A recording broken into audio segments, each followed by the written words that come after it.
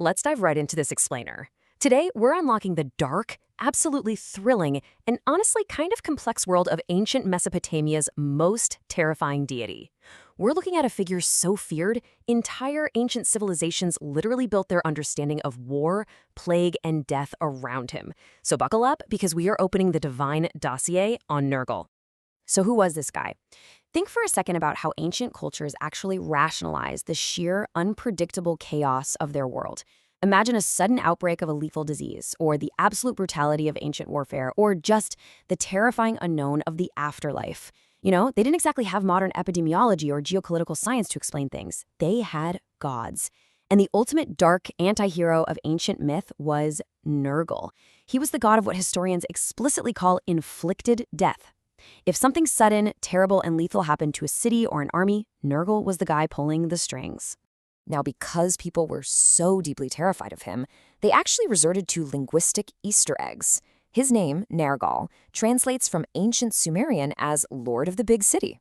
Sounds pretty cosmopolitan, right? Well, actually, scratch that. It's a massive euphemism.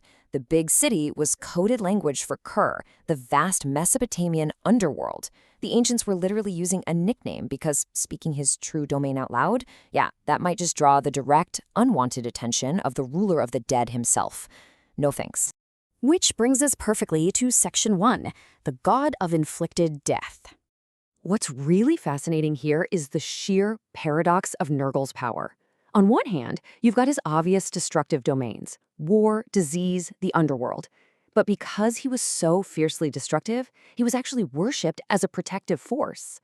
It's like the ultimate cosmic deterrent. Ancient citizens totally believed his terrifying nature could scare off other evil spirits. So the god of plagues was routinely invoked in these apotropaic rituals to protect houses. People literally kept the god of destruction on their side as a lord of peace, just to keep their own homes safe. Wild, right? Let's look at Section 2. Many names, many faces. See, Nergal wasn't known by just one simple name.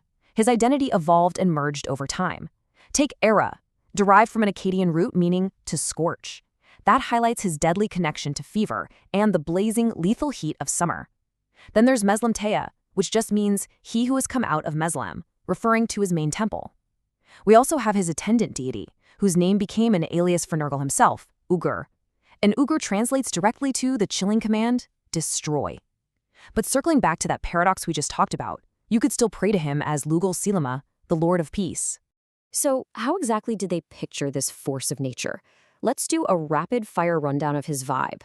Ancient cylinder seals often depict him wearing a flat cap, which was basically standard fashion for underworld deities.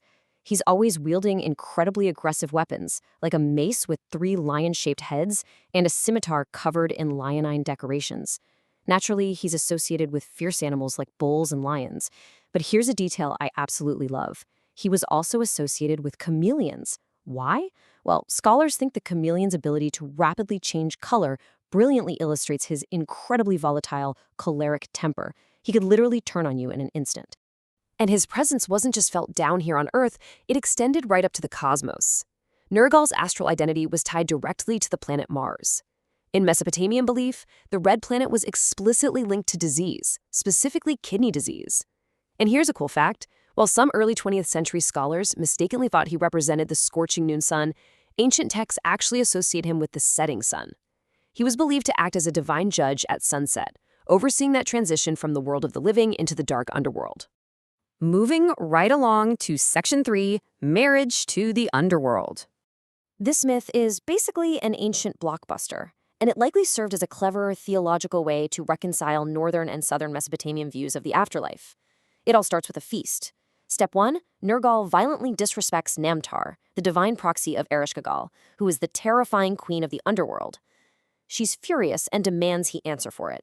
So, Step 2, he actually descends into the underworld. He manages to survive its traps, thanks to some solid advice from the wise god Ea, but ends up sleeping with the queen for 6 whole days. Step 3, he sneaks out while she's asleep. Ereshkigal wakes up, realizes he's gone, and threatens to literally break open the gates of the underworld and unleash the dead to consume the living unless he comes back. Talk about a bad breakup. Finally, Step 4, to save the world, Nergal returns.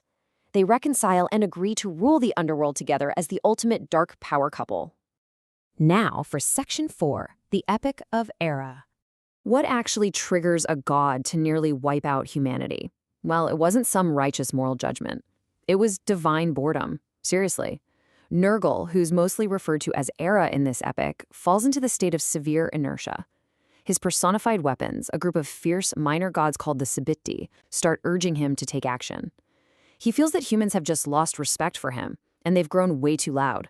So he decides to embark on a terrifying rampage simply to remind everyone of his absolute power. The escalation here is absolutely chilling.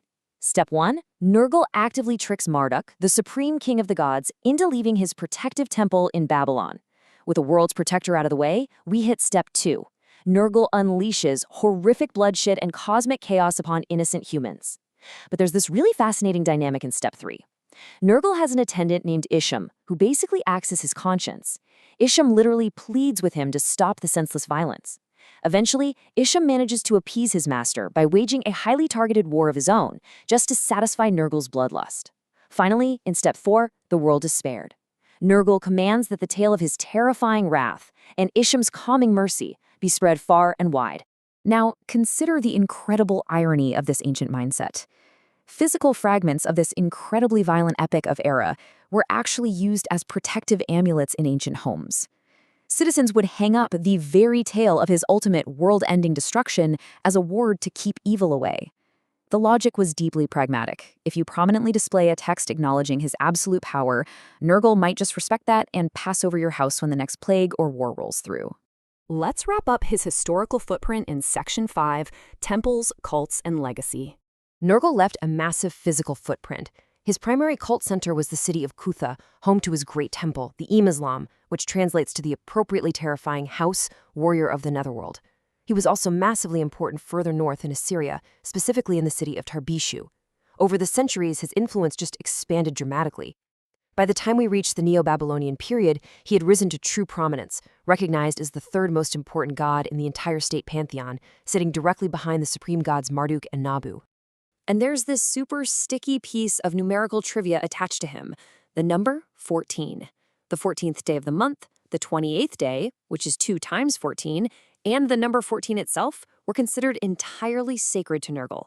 Ancient worshippers mapped their calendars around his cyclical, ominous presence, making absolutely sure to pay special respect on these days just to avoid his wrath. The fierce devotion he inspired spread way beyond traditional Mesopotamia, too. Look at this ancient quote from Adil-Shen, a Hurrian king of Urkesh, who built a temple to Nergal. He wrote, "Let Shamash and Ishtar destroy the seeds of whoever removes this tablet." This dramatic evidence shows exactly how deeply neighboring cultures adopted Nergal into their own religious lives. They were dedicating massive building projects to him and protecting them with the most terrifying divine curses they could possibly muster. And honestly, this perfectly illustrates his incredible export value. Neighboring empires actively mapped their own gods of war and astral bodies right onto his framework. In Ibla and Ugarit, he was syncretized with Reshef, another god of war and plague.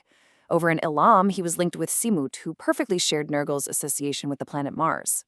Even centuries later, during the Hellenistic period, the Greeks and Romans equated him with Heracles, translating Nergal's raw, uncompromising strength into their own famous mythical hero. But before we wrap up this explainer, we absolutely cannot ignore a massive, hilarious historical blunder. For all his terrifying might, Nergal suffered a rather embarrassing Victorian error. A 19th century lexicographer named E. Cobham Brewer asserted that Nergal's name translated to dunghill cock, essentially identifying the god of inflicted death as a rooster. Modern research proves this is completely 100% wrong. Not only does his name actually mean Lord of the Big City, but chickens didn't even exist in early Mesopotamia. So the great god of plagues was accidentally turned into a barnyard fowl by a dictionary writer. You just can't make this stuff up. We've covered a huge amount of ground today, from ancient plagues to epic world-ending myths. But I want to leave you with this final provocative thought. If ancient humans needed a god of destruction, a Nergal, to understand and process the terrifying random chaos of the world around them, what are the Nergals of our modern age? How do we today process our deep fears of sudden disease, global conflict, and the unknown?